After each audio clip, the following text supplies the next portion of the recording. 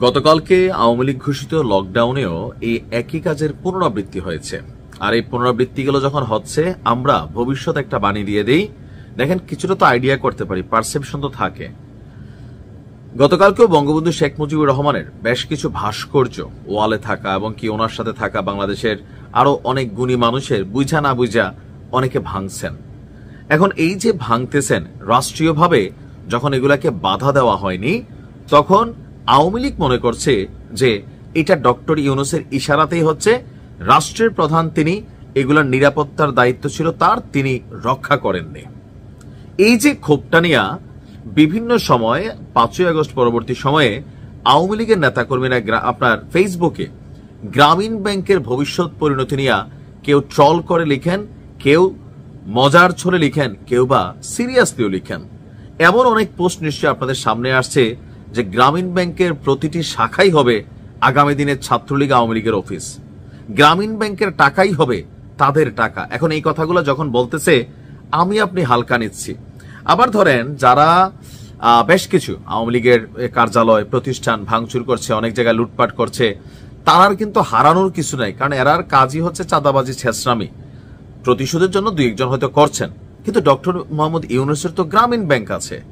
আপনি কি জানেন, এই লকডাউনের দিন বাংলাদেশের ম্যাক্সিমাম গ্রামীণ ব্যাংকের যেই প্রতিষ্ঠানগুলো আছে, শাখাগুলো আছে, স্পেশাল নিরাপত্তা দিছে সরকার। কারণ এখন সরকারের প্রধান ডক্টর ইউনূস, তো তিনি ক্ষমতা থেকে চলে গেলে সারা বাংলাদেশে যতগুলো শাখা সেগুলোর কি পুলিশ প্রতিদিন নিয়মিত পাহারা দেবে?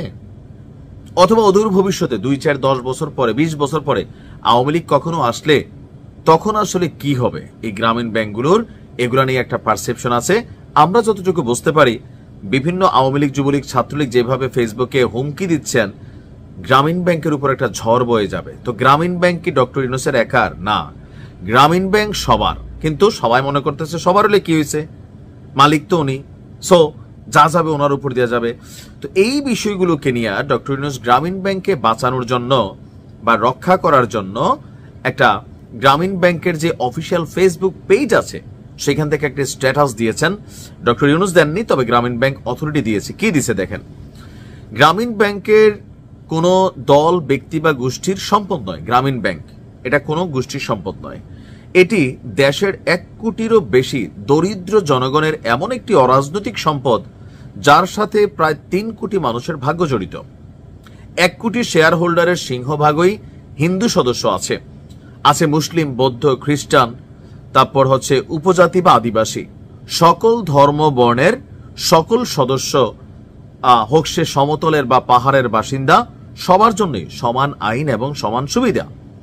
জন্মলগ্ন থেকে ঋণ এবং আমানত সুরক্ষিত বলেই 4 দশকের বেশি সময় ধরে গ্রামীণ জনগোষ্ঠীর আমানতের বিশ্বস্ত পাহারাদার গ্রামীণ ব্যাংক। একটা কাঠের চেয়ারেরও ছবি দিচ্ছেন। তো এখানে দিন শেষে গুরুত্বপূর্ণ অংশটা রিড করতেছি।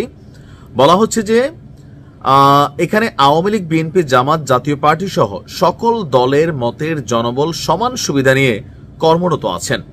স্বায়ত্তশাসিত বিশ্বনন্দিত প্রাণের প্রতিষ্ঠানটিতে সরকারের অংশীদারিত্ব মাত্র 10%, বাকি 90%ই আপনার আমার স্বজন পরিজনের, যেখানে হয়তো কর্মরত আপনারই কোনো স্বজন অথবা সুবিধাভোগী। তো এটা 25% ছিল, এটারে 10% এই সরকারি আনছে, এটা আরো কমানোর চেষ্টা করতেছে, মানে পুরোটাই জনগণকে দিয়ে দিবে, পাবলিক প্রপার্টি। এরপরে তারা লাস্টে দিয়ে এসে লিখছেন যে কারো প্ররোচনায় গ্রামীণ ব্যাংক নিয়ে ষড়যন্ত্র করে, গুজব রটিয়ে, ভয় দেখিয়ে, নেগেটিভ প্রচারণা চালিয়ে আপনি আপনারই স্বজন, প্রিয়জন, পরিবার, সমাজের শত্রুতে পরিণত হবেন না। আমরা দরিদ্র মানুষের বিশ্বস্ত সেবক, গ্রামীণ ব্যাংক আপনাদেরই প্রতিষ্ঠান। এই স্টেটাস যখন গ্রামীণ ব্যাংক দিছে, বোঝা গেছে এরা ভয় পাইছে। সোজা বাংলা থাকে না যে, ধরেন আমরা যখন খালি রাস্তায় চলাফেরা করি অথবা বাথরুম অনেকে গেছে, একা একা ভয় পায়, গুনগুনাইয়া গান গায়, সে নিজেরা আশ্বস্ত করে, আরে কিচ্ছু না বেটা, বিষয় আমার সাথে আরেকজন আছে, কে, গানের কণ্ঠ। এটা আমরা সাইকোলজিক্যালি ফিল করি। তো গ্রামীণ ব্যাংকের এই স্ট্যাটাসটা এটাই প্রমাণ করে যে ডক্টর ইউনূস এবং গ্রামীণ ব্যাংক কর্তৃপক্ষ ভয় পাচ্ছেন। তবে আমি বরাবরের মতন বলি, বঙ্গবন্ধুর ভাস্কর্য যেগুলো আছে কিছু কিছু ঐতিহাসিকভাবে, ধানমন্ডি 32, এটা যেমন ভাঙা উচিত হয় না আপনাদের, গ্রামীণ ব্যাংকেও কোনোভাবে ক্ষতিগ্রস্ত করা এটাও কিন্তু উচিত না। এখন গ্রামীণ ব্যাংক নিয়ে এত বছর কোনো কথা হয় নাই, গ্রামীণ ব্যাংক এই দেশে ছিল, ডক্টর ইউনূস নোবেলও পাইছেন, কিন্তু এখন কেন এই ভয় তৈরি হয়েছে? একটাই কারণ যে আওয়ামী লীগের নেতাকর্মীদের যত রাগ গোসা ক্ষোভ আছে আগামী দিনে গ্রামীণ ব্যাংকের উপর দিয়ে যাবে, আর সুযোগ পেলে ইসলামী ব্যাংকের উপর দিয়ে যাবে। আর এটা গ্রামীণ ব্যাংক ফিল করে, বা এই যে লকডাউনের মধ্যে নাশকতার ঘটনা ঘটতে পারে, সরকারের কাছে বার্তা আছে, গ্রামীণ ব্যাংকগুলোতে হামলা হইতে পারে, টাকা লুট হইতে পারে। সো এই বিষয়গুলোকে সরকার কিন্তু ভয় পাচ্ছে। ডক্টর ইউনূস অবশ্যই তিনি টেনশনে আছেন, যার কারণে এই স্ট্যাটাসটা দিচ্ছেন। প্রশ্ন হচ্ছে এই স্ট্যাটাস দিয়ে আসলে কি কোনো কাজ হবে? হবে না, হবে না। বাংলাদেশের মানুষ এতটা প্রতিশোধ পরায়ণ যে 5ই আগস্টের পর বঙ্গবন্ধুর উপরে যে অ্যাক্টিভিটিসটা হয়েছে, তিনি তো জিন্দা ছিলেন না। শেখ হাসিনার উপরে মানুষের গোসা ছিল, কিন্তু এই গোসাটা মিটাইছে কার উপর দিয়া? বঙ্গবন্ধুর উপর দিয়া। তিনি কি ছিলেন গত 17 বছর ক্ষমতায়? না তো, ছিল ওনার মেয়ে। রাগটা মিটেছে কারে দিয়া? যে শেখ হাসিনারে আওয়ামী লীগরে গুতাইতে হইলে বঙ্গবন্ধুরে গুতাইতে হবে, ধানমন্ডি 32 গুতাইতে হবে। তো একই কাজ করছেন পীরদের কথায় অনেকেই। তো এখন স্বাভাবিকভাবে যেহেতু গ্রামীণ ব্যাংক ডক্টর ইউনূসেরই প্রতিষ্ঠান, এটার জন্য তিনি নোবেল পাইছেন, এটা ঘটবেই ঘটবে। বাট এটা ঘটা উচিত কিনা? অবশ্যই না, অবশ্যই না। দেখেন, এই গ্রামীণ ব্যাংকে হাজার হাজার মানুষ চাকরি করে। ওই যে লাস্টের অংশটা সঠিক, সুবিধা কম বেশি সবাই পাচ্ছে, কেউ টাকা রাখতেছেন, লোন নিচ্ছেন, কিস্তি নিচ্ছেন। রাষ্ট্রীয় কোনো সম্পত্তি বা প্রাইভেট কোনো প্রতিষ্ঠান, শিল্প কারখানা যেখানে মানুষের কর্মসংস্থান আছে, আপনার গোসা থাকতে পারে সেই প্রতিষ্ঠানের মালিকের সাথে, কিন্তু প্রতিষ্ঠানের সাথে না। কিন্তু বাঙালি আগে প্রতিষ্ঠানে লুট করে, সেইখানে গিয়ে আগুন জ্বালাই দিচ্ছে। দিচ্ছে কিনা? দিচ্ছে। আওয়ামী লীগ সরকারের অনেক অন্যায় আছে, ফ্যাসিস্ট হয়েছে।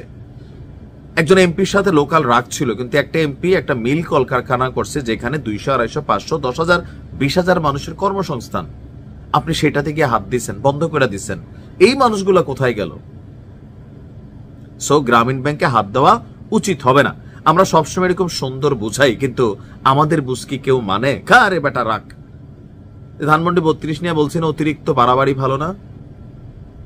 বলছি কিনা? আগে আওয়ামী লীগরে বলছি, এখন অন্যদেরকে বলতেছি। দালাল টালাল করে গালি দিচ্ছেন। একই দিন দৃশ্যপট আসবে। আমার বয়স তো আল্লাহ বাঁচাইলে 20 বছর পরে হইতে পারে, 10 বছর পরে হইতে পারে, বাট বাংলাদেশে এগুলো হবে হবে হবে, কিন্তু হওয়া উচিত না। আমাদের সবাইকে বোঝার তৌফিক দান করুক। আমাদের মধ্যে মারামারি হবে, পিটাপিটি হবে, কেউ ক্ষমতায় যাব, কেউ মামলা দেব, মামলা খাবো, এগুলো এক জিনিস। কিন্তু রাষ্ট্রের যে প্রতিষ্ঠানগুলো, ব্যক্তিগত যে প্রতিষ্ঠানগুলো, গাড়ি ঘোড়া, বাড়ি ঘর, এগুলাতে হাত দেওয়া কখনোই উচিত না। আজকে আপনি দিবেন, কালকে ওরা দিবে, পরশু আবার আপনি দিবেন, তরশু ওরা দিবে। এভাবেই চলবে। বাট এগুলো থেকে বের হয়ে আসেন।